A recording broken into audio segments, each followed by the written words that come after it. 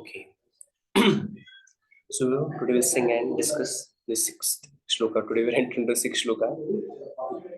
Gunja madhura mala madhura yamuna madhura vichi madhura salilam madhuram kamalam madhuram madhuradipaterakilam madhuram madhuradipaterakilam madhuram madhuradipaterakilam madhuram madhuradipaterakilam madhuram madhuradipaterakilam madhuram. हरे Krishna. Discuss कर रहे हैं ये श्रील वल्लभाचार्य विरचित सुंदर मधुराष्टकम के बारे में. जब वल्लभाचार्य ने भगवान का सुंदर दर्शन किए तो उनके हृदय में उत्स्फूर्त भाव से इस काव्य प्रकटीकरण हुआ. जैसे हम डिस्कस कर रहे थे, शुद्ध भक्त के हृदय में काव्य प्रकट होता है, वो कोई रचना नहीं करते, उनको कोई राइमिंग वर्ड ढूंढने नहीं पड़ते. Spontaneously out of great affection this beautiful poetry flowed from his heart which became Madhurashtakam. So today we are in 6th shloka. Last time हमने शमितम मधुरम देखा. शमितम मधुरम का अर्थ है कि भगवान जो भक्त है उन पे अलग अलग विपदाएं आती है असुरों के रूप में, तो उसका सारा शमन करते हैं भगवान, असुरों का दमन करते हैं. ये अर्थ एक हमने इसका देखा था. भगवान उसके लिए शंख चक्र गदा पद्म भी धारण करते हैं और असुरों का संहार उससे करते हैं. और आज है गुंजा मधुरा. तो भगवान गुंजा माला भी पहनते हैं और ऐसे कहा जाता है कि सारा श्रृंगार करने के बाद में भगवान को एक गुंजा माला चढ़ाया जाता है. और सारे श्रृंगारों के बाद में भगवान का जब तक गुंजा माला पहना नहीं जाता है तब तक श्रृंगार कंप्लीट नहीं होता है, ऐसे कहा जाता है. तो अब गुंजा माला जो होता है, आप कौन से रंग होता है आपने देखा होगा. उसमें लाल रंग होता है, उसमें काला रंग होता है, उसमें पीला रंग भी होता है गुंजा माला में. इस प्रकार से उसके रंग होते हैं. और ऐसा कहा गया है कि गुंजा माला जो है वो श्रीमती राधा रानी का प्रतीक है. It is a sign of Shrimati Radha Rani. गुंजा माला जो होता है वो, तो चैतन्य महाप्रभु को मिलने के लिए एक बार शंकरानंद सरस्वती नाम के एक सन्यासी आए थे पुरी से, और उन्होंने चैतन्य महाप्रभु के लिए 2 गिफ्ट्स लाए थे. एक लाया था गोवर्धन शिला और दूसरा लाया था गुंजा माला. तो चैतन्य महाप्रभु को जब दोनों भी उन्होंने सुंदर सुंदर गिफ्ट्स प्रदान किए, चैतन्य महाप्रभु अत्यंत प्रसन्न हुए. उनके आंखों से अश्रुधाराएं आने लगी. और चैतन्य महाप्रभु बाद में फिर सदैव अपने हाथों में कई बार वो हाथ में गोवर्धन शिला रखते थे, उसको सूंघते थे जैसे कि कृष्ण के दिव्य शरीर का सुगंध ले रहे हो. अपने हृदय से उस गोवर्धन शिला को पकड़ते थे, अपने नेत्रों से अश्रुओं से, अपने नेत्रों के अश्रुओं से उसका अभिषेक करते थे गोवर्धन का. और गुंजा माला भी गले में पहनते थे और गुंजा माला उनको बड़ी प्रिय थी. तो वो गुंजा माला और वो गोवर्धन शिला चैतन्य महाप्रभु ने, जब रघुनाथ दास गोस्वामी ने चैतन्य महाप्रभु को बहुत प्रसन्न किया अपने वैराग्य से, क्योंकि उनके पिताजी रोज लक्ष्मी बेचते थे, उसको सबको खिलाते थे, और एक समय पर उन्होंने बोल दिया कि no, I will not accept that. और धीरे धीरे उन्होंने अपने वैराग्य का स्तर बढ़ाया. हमने देखा है चैतन्य चरितामृत में. तो चैतन्य महाप्रभु और स्वरूप दामोदर गोस्वामी उनसे बहुत प्रसन्न हुए. Chaitanya Mahaprabhu offered him 2 gifts. So these are the 2 gifts he offered him. एक दिया उन्होंने गोवर्धन शिला और दूसरा दिया गुंजा माला. तो कहते कि शिला दिया गोसाई समर्पिला गोवर्धने, गुंजा माला दिला राधिका चरणे. तो शिला दिया गोसाई समर्पिला गोवर्धने. तो मुझे शिला देके चैतन्य महाप्रभु गोवर्धन शिला देके इंडिकेट कर रहे हैं कि आपको मैं गोवर्धन पर्वत पे आश्रय प्रदान कर रहा हूँ, गोवर्धन पर्वत पे आपको समर्पित कर रहा हूँ. He has offered me a place near Govardhan. तो अब देखते हैं कि फिर बाद में रघुनाथ दास Goswami always resided near Govardhan. और दूसरा है गुंजा माला. तो कहते हैं कि गुंजा माला दिला राधिका चरणे. गुंजा माला देके उन्होंने जैसे कि श्रीमती राधा रानी के चरण उनको प्रदान किए. जैसे कला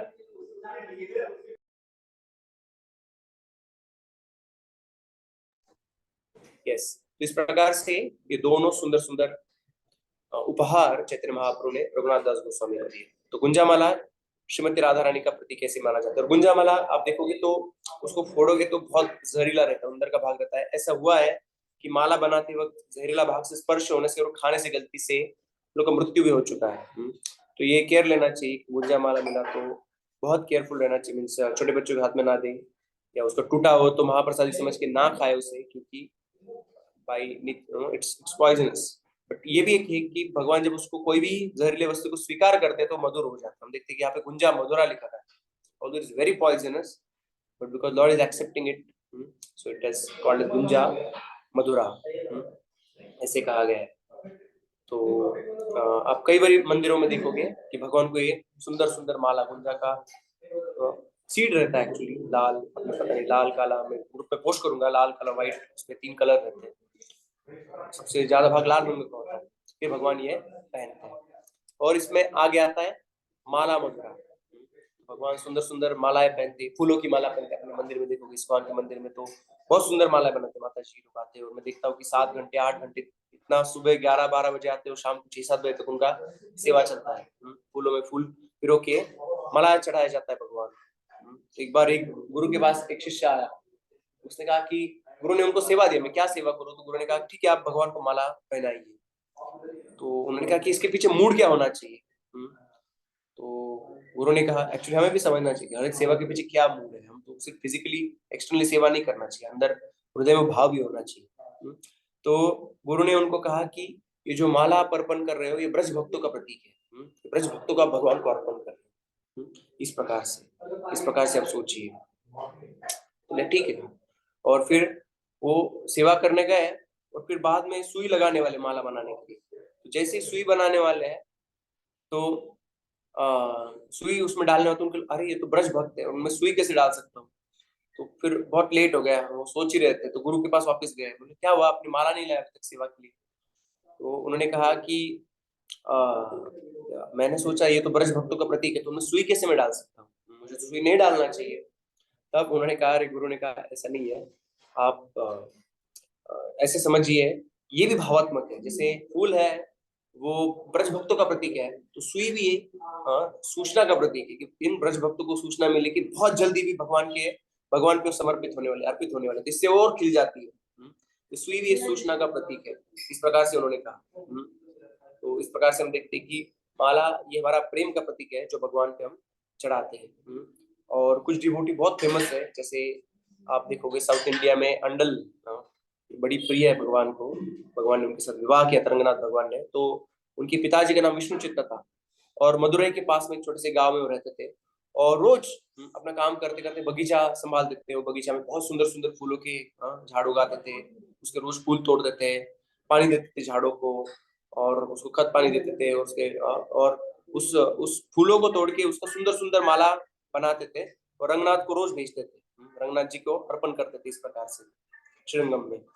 तो ये कई दिन चल रहा था, तो अकेले रहते थे। तो बाद में एक दिन जैसे वो सेवा कर रहे थे, तो फूल के जहाँ पे झाड़ लगे थे, वहां पे एक सुंदर पुत्री उनको दिखी, सुंदर एक बालिका थी। तो बालिका के पास में गए, देखा तो उसके बाजू में कोई नहीं था। तो उनने उस बालिका को उठा लिया, बड़ी सुंदर लग रही थी, बहुत सद्गुनी लग रही थी, तो उन्होंने बालिका को उठा लिया और अपने घर लेके आए, और जमीन से जो प्राप्त हुए इसलिए उसका नाम रखा घोड़ा, bonus come from the earth, जो जमीन से प्राप्त हुई है। और प्रेम से उसे कोड़ाई नाम से बुलाने लगे। और विष्णु जी इतने महान भक्त थे भगवान के कि दिन भर, हालांकि वो ज्यादा पढ़े लिखे नहीं थे, और तो दिन भर भगवान का स्मरण करते रहते थे, दिन भर भगवान के बारे में गाते थे, स्मरण करते थे, उनका चिंतन करते रहते थे। तो बचपन से कोड़ाई को उन्होंने भगवान की सारी कथाएं बताई, अपनी जितना आता था उतना सारा कथा उनने भगवान का कथा उनको बताया।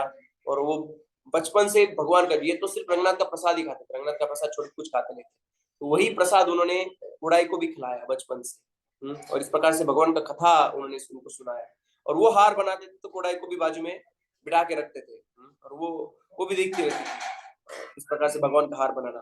तो धीरे धीरे धीरे धीरे वो बढ़ती गई, उसका आयु बढ़ता गया, और वो जो बड़ी हुई तो 6 साल की हुई वो, तो उसका हृदय पूर्ण तरह से कृष्ण के चिंतन से, कृष्ण के प्रेम से भर गया, और उसके मन में बस एक इच्छा रहा कि मैं किसी से विवाह करूंगी तो बस वो विष्णु ही रहेंगे, रंगनाथ ही रहेंगे, रंगनाथ छोड़ के मैं किसी के साथ और विवाह नहीं करूंगी। इस प्रकार से अपना हृदय उन्होंने रंगनाथ जी को समर्पित कर दिया। तो उस समय में तो लड़कियों का जल्दी शादी होता था, तो पिताजी आए और कोड़ाई को पूछा, अभी तो तुम्हारा विवाह करना चाहिए, तुम बड़ी हो चुकी हो, तुम्हें किस प्रकार का पति चाहिए? तो उन्होंने कहा मैंने तो पहले से पक्का कर रखा है, मुझे चाहिए तो बस रंगनाथ की चाहिए, रंगनाथ छोड़ के मैं किसी के साथ विवाह नहीं करूंगा। रंगनाथ भगवान है, जानती श्रृंगम में। तो ऐसे कहा तो वो थोड़े चौंक गए, बालिका के हृदय में इस प्रकार की इच्छा कैसे आ गई। प्रसन्न भी हुए कि मेरी पुत्री को इतना प्रेम है भगवान के प्रति, उन्हें सोचा कि कैसे परंतु संभव होगा, मेरा पुत्री का आगे जाके क्या होगा। उन्हें सोचा कि जिस भगवान ने उनके हृदय में इस इच्छा को आरोपित प्रत्यारोपित किया है कि भगवान से विवाह करे, वही भगवान उसको संभाल लेंगे, वही देख लेंगे, इस प्रकार से।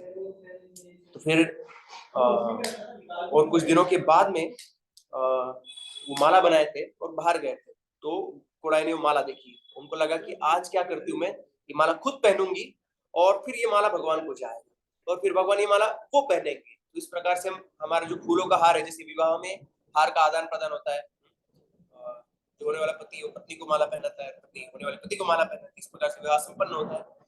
वो सोची कि चलो मेरा पहले माला पहनूंगी और ये माला मैं भगवान को पहनाऊंगी। इस प्रकार से सोच के उसने अपने पिता ने बनाया हुआ माला स्वयं पहन लिया और पानी में कुएं में जाके खुद का प्रतिबिंब कुएं में देख लेंगे, बड़ी सुंदर लगे, तो उसको लगा कि ये माला तो रंगना तो और सुंदर लगेगा। और इस प्रकार से उसने माला निकाल के वापस उस बास्केट में रख दिया जो उनके पिताजी लेके जाने वाले। थोड़ी देर बाद पिताजी आए और साथ में माला लेके जा रहे थे। जैसे माला लेके गए, वो पुजारी के हाथ में दिया, बोला आप जगन्नाथ जी को चढ़ा दो ये माला। तो पुजारी ने देखा, अरे माला पे तो बाल लगे हुए हैं। उन्होंने कहा कि अरे ऐसा अपराध है, कैसे कर सकते हो, किसी ने तो ऑलरेडी ये माला पहना हुआ है। अरे किसने माला पहना, मेरी पुत्री ने तो नहीं पहना। वो बहुत दुखी हो गए कि ऐसे कैसे कर सकती है, इसने भगवान को अर्पण करने वाला खुद पहन लिया, ये तो भगवान का अपराध हो गया। तो रोते रोते घर गए वो साथ, और बहुत दुख हो रहा था उनको, मेरी पुत्री ने आज ऐसा अपराध कैसे कर दिया, और नया माला बनाने लगे और नया बना बना के वापस लेके आए और भगवान को अर्पण किया, परंतु भगवान ये माला स्वीकार ही नहीं कर रहे।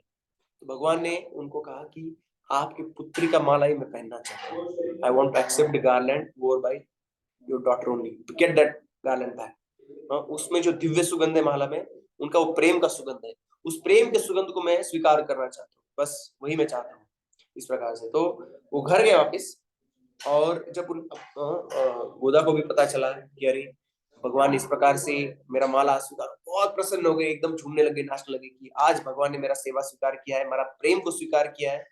हाँ, तो she become very happy starting. पहले तो दुखी हो गई थी, जब उनके पिताजी आए थे तब डांटा उन्होंने कि कैसे कैसे किया। उनको लगा कि मेरे प्रेम को भगवान ने स्वीकार नहीं किया, पता नहीं मेरा क्या होगा, मैं तो अपना हृदय भगवान की दे चुकी। पर तो अभी वो बहुत प्रसन्न हो गए कि भगवान ने मेरा स्वीकार किया, और वो माला वापिस लेके गए। और कुछ दिनों के बाद में भगवान विष्णु चित्त के स्वप्न में आए और उन्होंने उनको आज्ञा दिया, कृपया अपनी पुत्री को आप भगवान से विवाह कराएं, मेरे से मैं नहीं कहा, actually instructed him that get your daughter, so tomorrow the palanquin will come and you should dress your daughter with the finest of jewelry and clothing and I'm going to marry your daughter, मैं आपकी पुत्री के साथ विवाह करने वाला हूँ। और उठ गए, तो उनको चिंता हो गई, अरे भगवान ने तो कहा कि अच्छे अच्छे कपड़े पहनना चाहिए और जाना चाहिए, पर तुम मैं कैसे पहनाऊं, मैं तो गरीब ब्राह्मण हूँ। उनको चिंता हो रहा था, परंतु भगवान उस पुजारी के भी ड्रीम में गया, पुजारी को कहा कि देखो इस विष्णु चित्त की पुत्री, श्रीवल्लीपुर नाम के स्थान पर विष्णु चित्त रहते हैं, उनकी पुत्री कोड़ाई के साथ में विवाह करने वाला हूँ, गोदा के साथ विवाह करने वाला हूँ, तो आप सुंदर सुंदर बर्जरी, सुंदर सुंदर वस्त्र है वो आप श्रीवल्लीपुर भेजिए, और एक सुंदर पालकी भी भेजिए, और मैं उसके साथ विवाह करूंगा। वो यहाँ पे आई, इस प्रकार से कहा। और गुड़ाई के भी हृदय में भगवान स्वप्न में प्रकट हुए और उन्होंने भी उनका कि कल मैं आपके साथ विवाह करूंगा, तो बड़ी एक्साइटेड थी उठने के बाद। और तो पिताजी थोड़ी चिंता में थे कि आज क्या होगा, मेरे पास कोई कपड़े नहीं है, भगवान ने कहा कि इसको लाओ। तो कुछ ही देर में घर पे देखा कि एक पालकी आया है, बहुत सारे सुंदर वस्त्र आभूषण सारे आए। तो गोदा ने सब भी आभूषण पहना है, पार्वती देवी स्वयं आई और उनने कोड़ाई को ये सुंदर सुंदर आभूषण वस्त्र पहनाए और विवाह के लिए तैयार किया। और स्वयं रंगनाथ वहां पे दूल्हे के रूप में आए और सारे गांव वाले चकित हो गए, अरे ये तो पागल गोदा पूरा दिन भर रंगनाथ रंगनाथ करती रहती थी, भगवान का नाम लेती रहती थी, और इतना गरीब है ब्राह्मण, आज इतना सुंदर वस्त्र कैसे पहना, इतना बड़ा पालकी कहाँ से आया, इतना सुंदर पालकी, इतना मूल्यवान। तो लोग समझ नहीं पा रहे थे, परंतु वहां पे विष्णु चित्त और कोड़ाई देख पा रहे थे, साक्षात रंगनाथ एक दूल्हे के रूप में आया है, और उनका वापस गार्लैंड एक्सचेंज हुआ, उनका विवाह हुआ, और उनको सुंदर बहुत लंबी प्रोसेशन में, आकर्षक ऐसे प्रोसेशन में उनको वापस रंगनाथ जी श्रृंगम लेके गए कोड़ाई को, और बहुत तेज चल रहा था, उसके पीछे उसके पिताजी दौड़ रहे विष्णु चित्त behind their procession, but very fast Lord arrived in Srirangam and entered the sanctum sanctorium, अंदर अंतर प्रवेश, गर्भगृह में प्रवेश किए और गोदा देवी भी प्रवेश की, और रंगनाथ जी सीधा जाके अंतर्धान हो गए, पुरुष के रूप में आए थे, दूल्हे के रूप में वापस मूर्ति में अंतर्धान हो गए। और गोवर्धन सोचा अरे कहाँ पे चले गए भगवान, तो उसको समझ में आ गया तो मेरा जीवन तो मैंने भगवान को समर्पित किया है। तो वो भी जाके भगवान को आलिंगन दी और उस मूर्ति में वो भी जाके समा गई। और पीछे से ये दौड़ के आए, तो उन्होंने देखा कि अरे मेरी पुत्री कहाँ पे चली गई, where my daughter has gone. The daughter, he understood that daughter has entered into the idol, in the deity of Lord Rangana. And yes, she had entered into the deity of Lord Rangana. The tears flowed of his eyes, उनकी आंखों से अश्रु आए। अरे खुशी के अश्रु या दुख के अश्रु समझ नहीं पा रहे थे। भगवान से आज उनका मिलन हुआ, भगवान उनका भगवत धाम लेके गए, इसके खुशी का अश्रु बहा रहे हो या मेरी पुत्री से मेरा विरह हो रहा है। But he was crying tears like that. And then Lord actually spoke to Vishnu चित्त। दिव्य ध्वनि में भगवान उनको कहे कि देखो विष्णु चित्त, आपकी पुत्री को मैं लेके गया हूँ और मुझे ये बहुत प्रिय है, जिससे आपने विवाह किया है, और आप इसके पिता हो और आपका भी भक्त बड़ा, आपका भी भक्ति बहुत शुद्ध है, तो आप भी मुझे बहुत प्रिय है। तो अब जाइए, आपकी जगह पे जाइए जहाँ पे फूल तोड़ते थे, और वहाँ पे शिवल्लीपुर में एक सुंदर मंदिर मेरा बनाइए, अर्चविग्रह बनाइए मेरा और गोदा देवी का, और वहाँ पे रोज आपके बगीचे से जो भी फूल तोड़ते हो उसका माला बना के आप मुझे अर्पण कीजिए। तो इस प्रकार से रोज वो फिर वहाँ पे मंदिर बना के सुंदर सुंदर माला अर्पण करने लग गए। और भगवान ने कहा कि आज से इसका नाम होगा अंडल, जो भगवान विष्णु को अत्यंत प्रिय है। तो उनका नाम, जो गोदा देवी या जो कोडाई देवी थी, उनका नाम अंडल हो गया। और she is also one of the, Tamil Nadu में आप देखते कि बहुत महान संता है, तो उसमें अलवार्स है, तो अंडल का भी उसमें प्रवेश होता है। अंडल भी उनको अलवार के रूप में जाना जाता है। तो उन्होंने 6 साल की उम्र में इस प्रकार से भगवान को विवाह हुआ उनका। तो उन्होंने तिरुपवई नाम का एक ग्रंथ लिखा है, उसको कहा गया गार्लैंड ऑफ 30 सॉन्ग्स, माला, 30 गानों को माला। तो वो 1 महीने के लिए व्रत करती है, कात्यायनी व्रत, जैसे गोपियों के भाव में, कि गोपियों ने भी यही प्रार्थना किया था कि कात्यायनी महामाय महायोगी नदीश्वर नंद सुतम पति में दे, ऐसे प्रार्थना किया था कि नंद सुत कृष्ण मेरे पति के रूप में हम मिले। ऐसा प्रार्थना सारी गोपियों ने कात्यायनी देवी को किया था। उसी प्रकार से ये भी हर एक सॉन्ग में, she is identifying the gopis and she is praying to the lord that lord should become my husband. और नचियार तिरुमोजी, ये भी एक उन्होंने छोटा सा ग्रंथ लिखा है, जिसमें इसमें उन्होंने 143 एक्चुअली 143 श्लोक लिखे इसमें, जहाँ पे भगवान को मिलने का उनका आतुरता प्रकट होता है, कैसे भगवान को मिलेंगे। और वहाँ पे वो अपने विवाह का वर्णन भी करती है। ऐसा सुंदर विवाह हुआ था जैसे अपने स्वप्न में सब कुछ देखी थी डिटेल में, उसी प्रकार से विवाह उनका हुआ, इसका वर्णन भी इस ग्रंथ में आता है। तो ये अंडाल चरित्र रहा, इस प्रकार से कैसे उन्होंने भगवान को अपना माला अर्पण किया था और कैसे भगवान ने उसका स्वीकार किया, भगवान ने उनके साथ विवाह किया और भगवान ने अंतर्धान हो गई। तो भगवान वृंदावन में वैजयंती माला भी पहनते हैं और विजय का प्रतीक है, ऐसे कहा गया है, this is a victory garland, Lord wears this Vaijayanti माला। तो उसमें अलग अलग फूल भी होते हैं। एक्चुअली 2 प्रकार की वैजयंती माला होती है, एक तो फूलों की होती है, एक मोतियों की, मणि की एक माला होती है।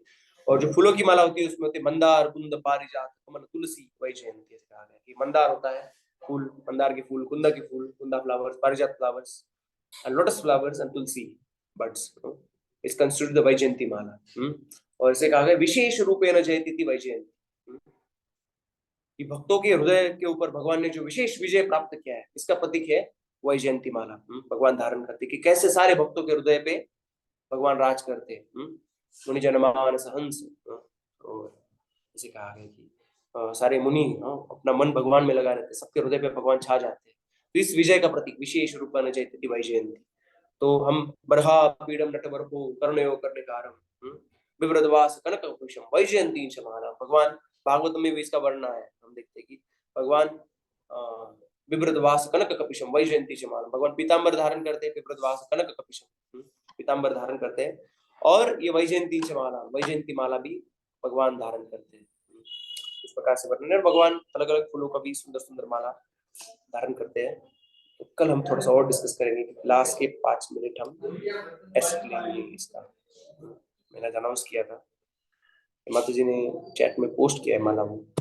यस, तो Harivar Prabhu, you can share the shlokas, this one shloka will connect to test, I will tell shloka number 35 devotees, उसका ट्रांसलेशन जिन्होंने प्रिपेयर किया है वो बिना देखे लिख सकते हैं 10.2.35। जिन्होंने प्रिपेयर नहीं किया है तो वेदावेस खोल के उसमें देख के उसका अर्थ लिखने का प्रयास कर सकते हैं। You can see and right. तो हम सिर्फ रिसाइट नहीं करना चाहते, तो इसका मीनिंग भी सीखना चाहते, तो और भावपूर्वक हम श्लोक को गा पाए। So we can check out and still write. श्लोक नंबर 10.2.35 वो पोस्ट करेंगे आपको, चैट में पोस्ट करेंगे। किसी का कोई प्रश्न है? एक प्रश्न है किसी का? गुंजा माला, ये पता तो चल गया, ये रेड कलर की बनती किससे, क्या है ये? फूल है प्रभु जी? नहीं, it's a kind of a seed actually. Seed. Yes, it's kind of a seed. प्रभु जी, गोधा गोधा उसका नाम गोधा था ना, तो वो जगह के नाम पे अंडाल पड़ गया बाद में? नहीं, उनका नाम अंडाल था। उनका नाम गोधा बोल रहे थे आप? गोदा भी था, विष्णु कोड़ाई भी था, और फिर बाद में उनका अच्छा। नाम अंडाल। प्रभु जी हरे कृष्णा, दंडवत प्रणाम प्रभु जी। अंडाल जैसे उसमें ना 12 अंडाल या कितने हैं साउथ के, तो अंडाल एक वो जैसे पोस्ट होता है क्या? नहीं, अरवार्स में वो भी अरवार, अच्छा अरवार, ग्रेट डिवोटीज ऑफ लॉर्ड, तो पोस्ट नहीं है, तो अलग अलग अरवार आते हैं, तो इसमें अंडाल भी अरवार। अच्छा, थैंक यू प्रभु जी। ये किस युग की हरे कहानी कृष्ण है प्रभु जी। आपने बताइए? ये बहुत पुराना होगा ना, पास्ट टाइम? कौन से नहीं युग? नहीं, इसी युग का है, अभी कुछ हजार साल पहले। अभी अंडाल अभी अभी आए हैं, 2000 2500 3000 साल पहले ये सारे सेंट्स आए हैं। तो सबसे पहले विष्णु भक्ति जो प्रदर्शन किया एक्चुअली भगवान जब भगवत धाम लौटने के बाद में, तो ये तमिलनाडु में अल्वार लोग भगवान विष्णु कृष्ण के भक्त हम देखते हैं। तो वैष्णव संप्रदाय इतना पुराना है, मीन्स अभी के मॉडर्न हिस्ट्री में भी लोग जानते कि अल्वार आए थे, और नहीं तो लोगों को ओरिजिन पता नहीं वैष्णवता का क्या ओरिजिन है ना। हम जानते हैं भागवतम से 5000 साल पहले इतने सारे भगवान के भक्त थे, परंतु मॉडर्न हिस्ट्री में, रिसेंट हिस्ट्री में जो लिटरेचर पाए गए संतों के द्वारा, उसमें वैष्णव जो अल्वार है उन्हें शुद्ध भक्ति सबसे पहले दिया है तमिलनाडु में, तो उसमें ही आई है just few thousand years back. हरे कृष्ण। हरे कृष्ण प्रभु। गुंजांचा एक वेल असतो, खूप सुंदर बारीक वेल असतो, आणि त्याचे बारीक बारीक पानं असतात, आणि त्याला बारीक शेंगा येतात, आणि त्या शेंगांमध्ये गुंजाचं फळ आहे म्हणजे बी येतं, तर ते लाल आणि पांढरं असतं, आणि पांढऱ्या याचा वेल आमच्याकडे उपलब्ध आहे। हेच असतं ना माताजी गुंजा मंदिर? हेच ना प्रभू जी? अरे वो यस यस, वो चैट में भेजा है ना माता जी ने, वो है। अच्छा, ओके, ट्रांसलेशन प्रभु जी पोस्ट किया आपने? हरे कृष्ण प्रभु जी, दंडवत प्रणाम। दंडवत प्रणाम। प्रभु जी, जो कोड़ाई माता जी ने जो ग्रंथ में जिनका वो मिलता है, उन्होंने बुक लिखी थी, उसका नाम प्लीज बताएंगे? बुक का नाम क्या है, जिसमें विवाह के बारे में सारा उन्होंने मेंशन किया था?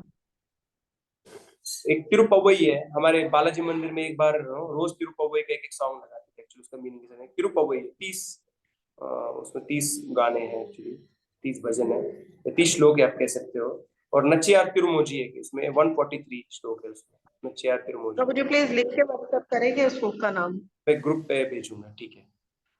हरे कृष्ण, दंडवत प्रणाम। दंडवत प्रणाम। तो आज श्री आरती माता जी भी फर्स्ट टाइम ज्वाइन किए, तो माता जी को वेलकम करेंगे। Mata ji thank you for joining us. Mata ji senior devotee है, इस विमान नगर साइड में रहते हैं, और बहुत सुंदर विग्रह उनके गौरनीता है उनके घर पे, और बहुत सा टीचिंग प्रोग्राम होता था, फिर बाद में पूछ लेते थे उनके घर पे। हरि बोल। Thank you Mata ji for joining. Thank you, Prabhuji, for making me join this group. Hare Krishna. दंडवत प्रणाम माता जी। Dandavat pranam to all. हरे कृष्ण प्रभु जी। हरे कृष्ण। एक क्वेश्चन था प्रभु जी।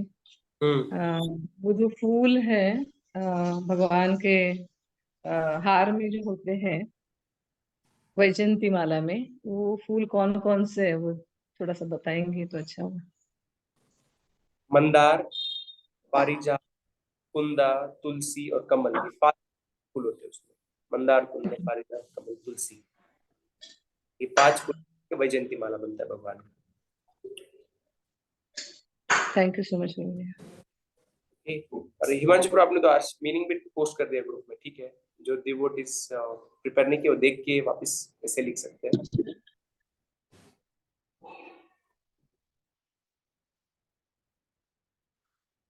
हो गया?